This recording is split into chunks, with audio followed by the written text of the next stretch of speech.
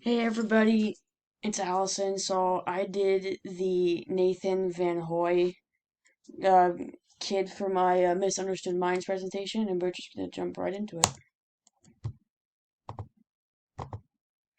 So his story is basically he had a strong love for reading books, curious mind, strong verbal skills, and an outgoing nature.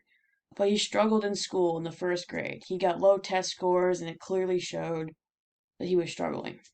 His parents had a hard time recounseling his scores, and he had such a high verbal ability, but his ability to memorize entire books kept him going at times, but his that also helped keep a problem a secret. He couldn't read.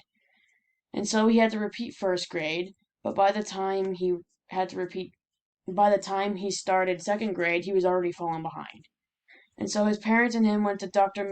Levine, which diagnosed him with a phonemic awareness problem.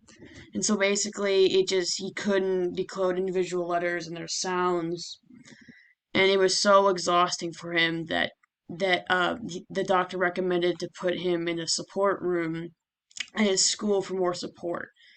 And so after the 2 years that he did it, it was worth it because he may have had some setbacks, but he also had some gains. And by the time at the end of fourth grade for him, he was given the standard test with some accommodations, and he moved from the fourth grade to the fifth grade with a perfect score. So the topics I want to discuss real quick is that when I was younger, I actually had ADHD myself, and it took me a while to focus and learn new things. It was hard for me to say certain letters and certain sounds, like the letter S, for example. And according to AAIDD.org, intellectual disability is a condition characterized by significant limitation in both intellectual functioning and adaptive behavior that originates before the age of 22. Some of those examples would be Nathan's disability and my ADHD.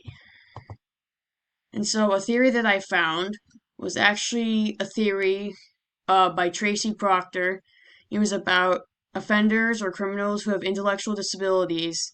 They are found in treatment programs in the prisons who are getting better.